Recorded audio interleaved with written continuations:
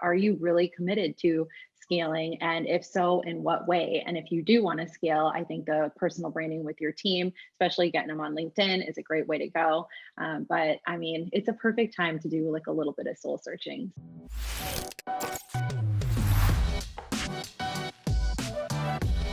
Tim, they're a great guest when you bring them back twice. In this episode, we get to talk to our awesome friend Jackie Hermes again about how she scaled her business. And last time she talked about how basically she went from selling vegan cookies in a parking lot to a 7-figure agency.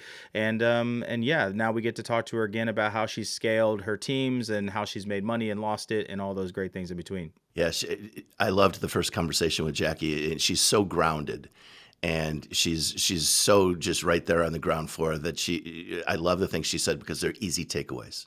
Absolutely. Well, everybody who's listening to this, please enjoy this wonderful conversation with our good friend, Jackie Hermes.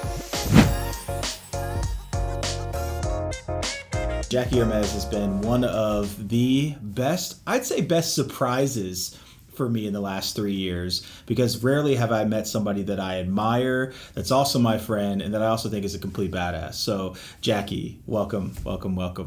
What an intro. You always give the best intros. I appreciate that. It's really funny. I actually did another intro. So this is going to be so funny. The intro for this session is me introing you, and it's even bigger than that. It's like God, way more hammed up, way more like, did you see her on the cover of Forbes magazine flying in her private jet? And, it's very similar. Give me a few years for that. Years. Yeah, pick me up and take me. I'm sick of public transit. Let me set this up for you. When I thought about putting this together with Gary and Ali and Clodagh and you, I thought about people that have had a scale journey. And kind of it's funny because you're hilarious to me, because you're like everybody, you're like the epitome of scale. People literally try to be and follow your path, but you're like not done. There is no finish line. And so I want to get there because I think that's probably one of the cooler parts about scale from the people that have done it is we're not done yet. But I want to ask you the first question is let's tell the Accelity story a little bit. Let's go back and just talk about your scale story to where you are now and kind of those big milestones that were like, hey, we got to grow. We have to grow. When were those moments in your business? Yeah. So Accelity started almost 8 years ago, which is pretty crazy. And it started just me. And it wasn't out of necessity because I chose to quit my job and start it, but it was kind of out of necessity in that I was like, I am sick of corporate, sick of working for someone else. Just like you, I think that I have struggled within the system and within the structure. I was pretty good at climbing the ladder, but I had lots of my own ideas. I was very loud about it. Every year I was like, am I going to get fired? So that was the start. Every year I was like, hey, is this it? Because I've literally shaken this tree every time. Yeah, but you're an entrepreneur. So that must have been difficult to be in corporate. Yeah, and I think a lot of people feel that too. Every year, some of my team members come to me and ask for a raise, and I'm like, good job. But when I did that in corporate, I was like, oh, am I going to get axed? They could probably bring in someone cheaper than me. So it's kind of this balance. But I decided to go out on my own, and I don't think I really knew exactly what I was going to do at all. I didn't have a clue if I was going to build a team or if I wanted to go the solopreneur route. And I started building a team probably a year in, and it was a slow road to start because I'm a bootstrapper. I'm the only founder in the company. So, and I'm stubborn as hell. So I didn't want to bring in any other founders. Oh, I didn't want to bring in any other founders or any other money. So I was just kind of on this path to try to grow it myself and figure it all out. It was like I said, a slow start. There was, 100,000, a few 100,000, then you get knocked back again, then you get to 700,000, then you finally get to 1 million, then you're over 1 million, then COVID comes and it's like, it's been a journey, but now we have 17 now in all Milwaukee based, but hiring outside of Milwaukee now, thanks to COVID, a hidden blessing or silver lining. Well, that's crazy. Yeah, it's actually interesting because in your journey, the things I've loved is that your adaptability. And I think scale is probably reserved for the people that aren't too dead set in their ways. You are stubborn, but I've watched you pivot successfully multiple times since I've known you. So do you think that's a core like DNA element of somebody who is going to scale their agency is being able to be have some awareness to be able to pivot quickly? I think I'm stubborn, but I'm extremely realistic, and I'm constantly watching what's coming next. So there are people that I watch or I read a lot on what I think is coming next. Like, for example, this year, email has just gotten blown out of the water. There have been like millions. That's not sustainable. So what's coming next? And that's what I think everyone has to be looking at, the future like that. And I think, yeah, you have to be ready to like change on a dime. You talk about your team, and I want to know what scaling the team looked like for you guys. And I love your team. Literally have had so much fun being with your team because they're all very much your character diamonds. So they give me a lot of grief. And they're all, irreverently, what's the best word? They're irreverently hardworking, amazing, and like talented people who literally also kind of have followed in your footsteps in so many different ways, especially on the content side and just really getting your brand out there. So that must have been really interesting, finding the perfect combination of those things, because it seems like a lot of your folks are very entrepreneurial. And I just want to know, I want to know how you picked those folks specifically to build your company.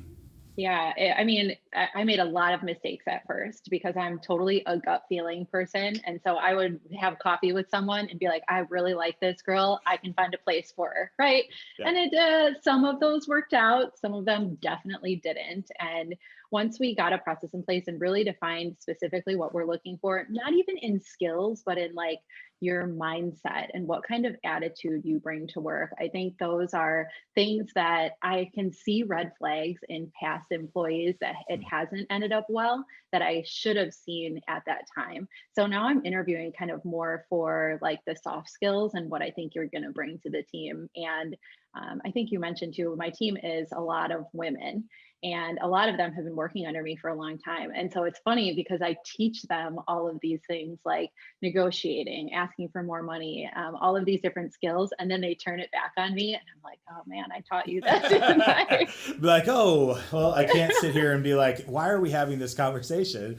Okay. And you do a great job of that. And I want to say this, and it's so interesting because a lot of people, there's a lot of emphasis on diversity in the workplace, but being a female founder, hiring a lot of your senior leaders as are also women. And then also like you've been pushing the envelope, creating like women entrepreneurship groups and also like different events. Like I'm watching and seeing the way that you're scaling. And honestly, I feel like not only does your team reflect and follow you, but it seems like you guys are pace setters. Like that's what it really feels like. And you're encouraging your team to go out. I think a lot of people watching this right now are super afraid of their teams building their own brands.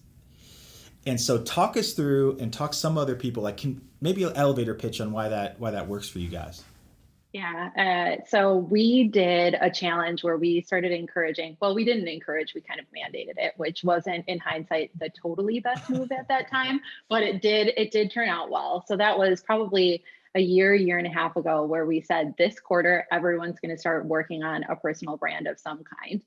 We asked them to post at least X amount of content on LinkedIn, but it didn't have to be like, I'm a big video person. Yeah. They didn't have to put out their talking head on whatever. It could be whatever format, whatever they want to talk about, whether it's their personal interests inside of work, their past entrepreneurial efforts, which I think about 70% of our team has been entrepreneurs in the past, or they're running stuff on the side, which I think is really cool. And it's just like, talk about whatever you want, because it strengthens, especially as a service company, it makes us more legitimate, right? Because when you see that our creative director is out there talking about design and how she looks at it, how she researches, how she creates video, our prospects can see all of her skills right there. And I mean, most of these people are not going to be with me forever, right? And so it's kind of a no-brainer that they are able to take company time to build that personal brand. I think everybody watching this right now is like, wait, time out. All right.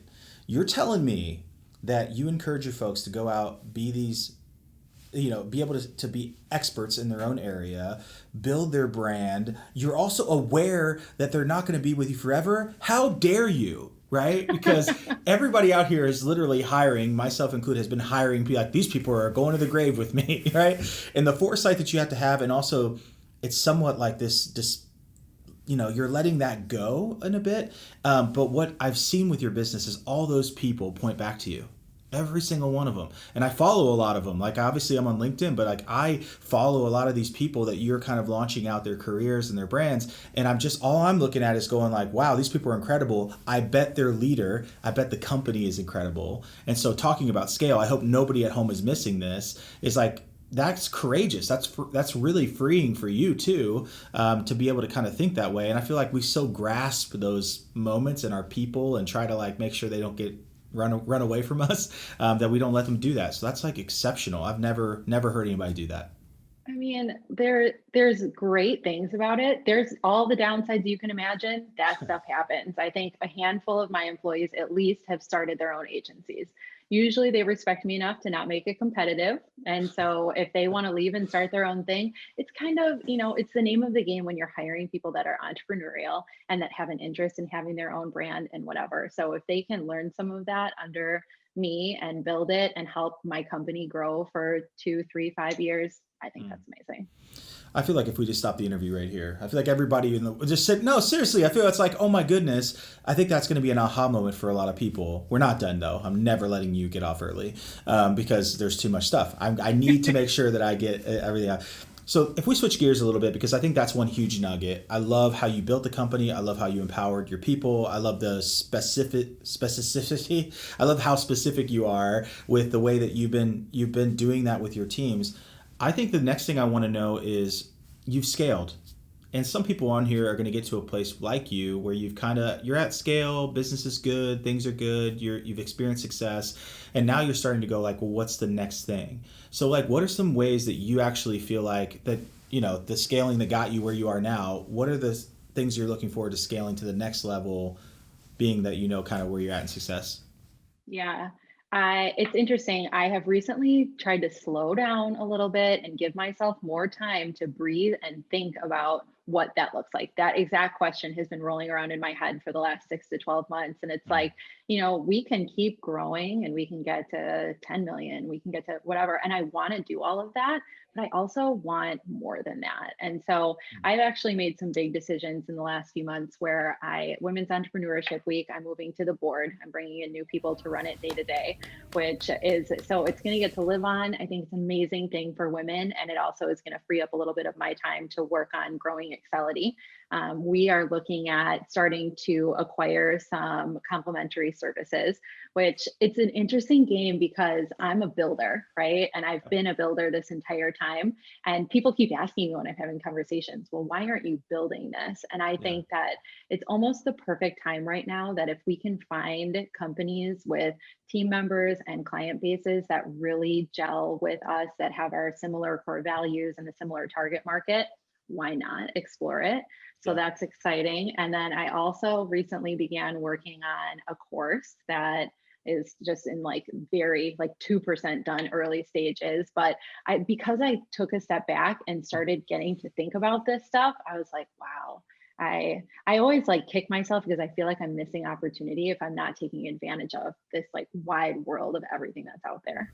Oh my gosh. Okay. What I hope everyone just heard, I'm going to unpack this because no, it's cool because honestly, I think scale is interesting. That's a different route. Like most people on here are talking about here's the strategy, here's the numbers, I'm diving into metrics or data. But what I think is the coolest part of this interview so far is that you are looking for people, businesses, complementary services, acquisition to grow. And you're at a really, I think there are people on this that have a very similar story to yours. That's why I was so excited about this. A lot of successful agencies on here are probably in a very similar spot. A lot of them don't have the education part of that, which I think is a huge growth lever that you personally, the fact that you don't have 50 courses out there right now, just on the stuff you systematized, figured out, the failing, the succeeding, I think that's going to be the major thing for you. But not everybody on here can do this, right? Can make a course. I would argue that I think you probably are really well equipped for the acquisition space. Tell us some pitfalls. Tell us some things that how did you ease into this, and what should people be looking at if they're you know what? I believe Jackie. I'm going to run out there and start buying businesses. It's whoa. What should they hear before they run down that road?